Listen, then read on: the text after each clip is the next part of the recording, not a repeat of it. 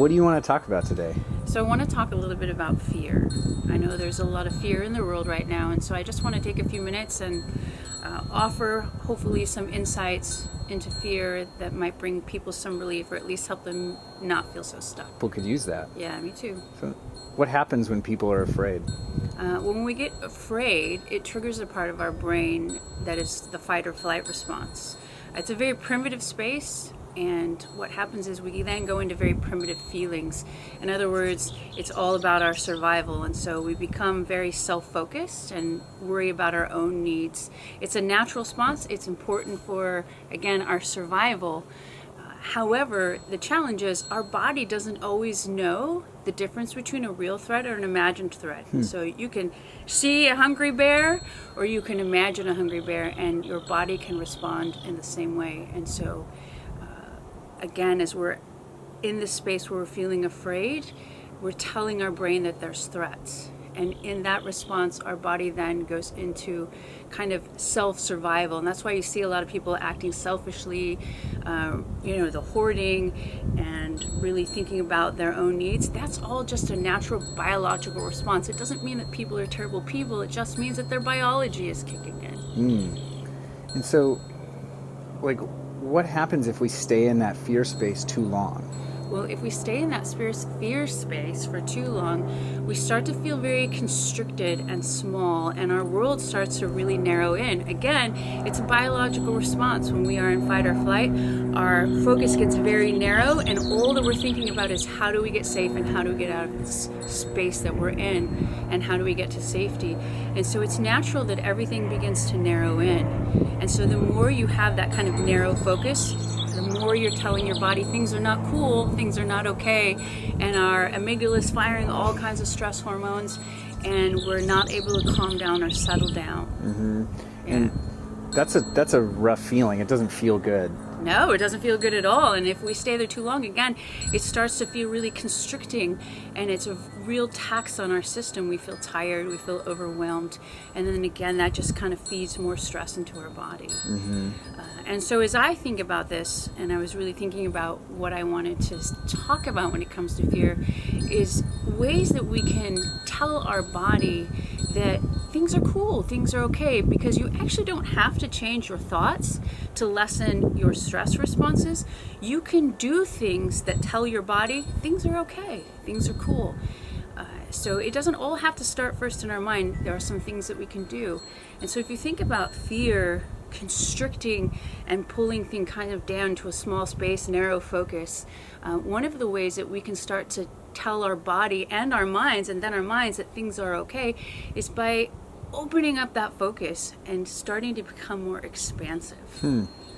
And so one of the ways that we can start to do that is by not kind of falling into that way of being that says, oh, I need to kind of fend for myself, although that's an inclination when we're scared, but rather to open up and expand and to respond to people with generosity and compassion and empathy, not just because that's good for the other person, but when we start to be generous and kind and compassionate, again, that tells our body, hey, everything's cool. We're not in fight or flight. We're in a space where things are okay. And your brain will actually start to lessen some of those stress responses. There's even research that says that having targeted generosity, in other words, not just kind of I'm giving to a charity, but I'm going to go do something nice for somebody. Maybe I'm going to go deliver some groceries to a neighbor who isn't able to get out. Maybe I'm going to share some of that toilet paper I've got stored up, or maybe I'm going to go down to my local grocery store and offer some pizzas to some of those workers that are working so hard. Anything that says, hey, I'm going to go out and be generous and compassionate, tells your body that things are cool and everything's okay and will lessen your stress. And it's counterintuitive, I know, because when we feel stressed, again, our biology says, oh no, every man for himself. And so it's a natural response. But the best way to really calm some of those fears is to just go be generous, be compassionate, find somebody that you want to do something kind for, and that tells your body things are groovy, things are okay. Another thing I think that's really important when we start to feel afraid and I see this a lot on social media, is we start to use very constricting language that produces more fear in our body. And just a simple shifting of how we talk about things can, again, tell our body that things are okay. Like is that like language like I'm in a quarantine, I'm in a lockdown, Right, that kind of stuff? exactly. Things like we're locked down, we're quarantined.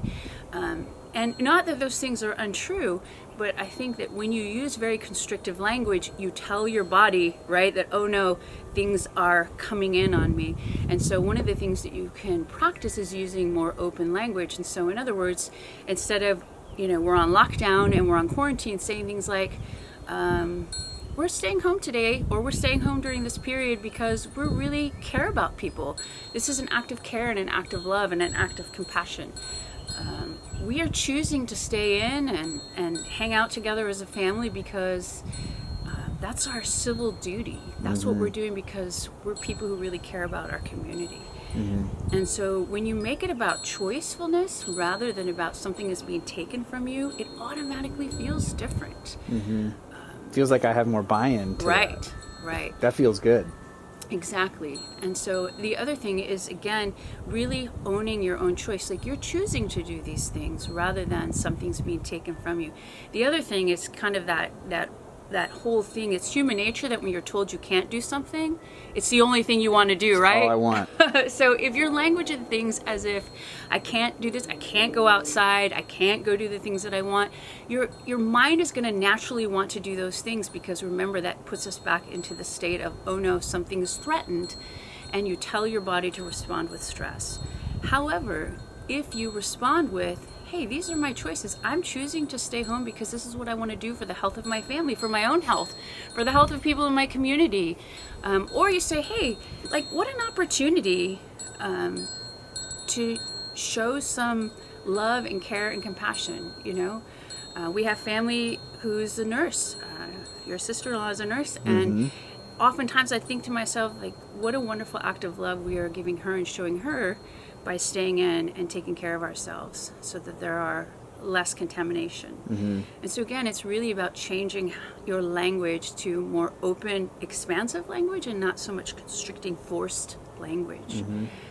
And then just the final thing is, focus on what you can do rather than focusing on what you can't do. Because it's what I said just a minute ago, right? As soon as you tell me I can't do something, I'm a strong-willed firstborn, and that is exactly what I want to do. Yep. And so instead of focusing on what you can't do, focus on what you can do.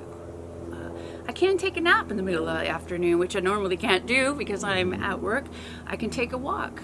I can hang out with my families. I can play a game. I can get in contact with some friends I haven't talked to in a while. We can make videos. We can make videos, right. I can try a new recipe. I can lay out at night and I can stargaze. I can stay up a little later than I normally do. And so really start to look at what you can do and get excited about some of the opportunities that are around you. Again, not to take away from the suffering or the pain or the fear itself. I think it's important to accept those things and to honor your fears, but just not to get so locked down and stuck in them and then create a language and a world view around those fears, because it can very quickly become isolating and constricting. And so really important that we tell our bodies, hey, things are okay. And we do that with our language and with our actions. And sure enough, then what will happen is our thoughts will begin to change as well. Perfect.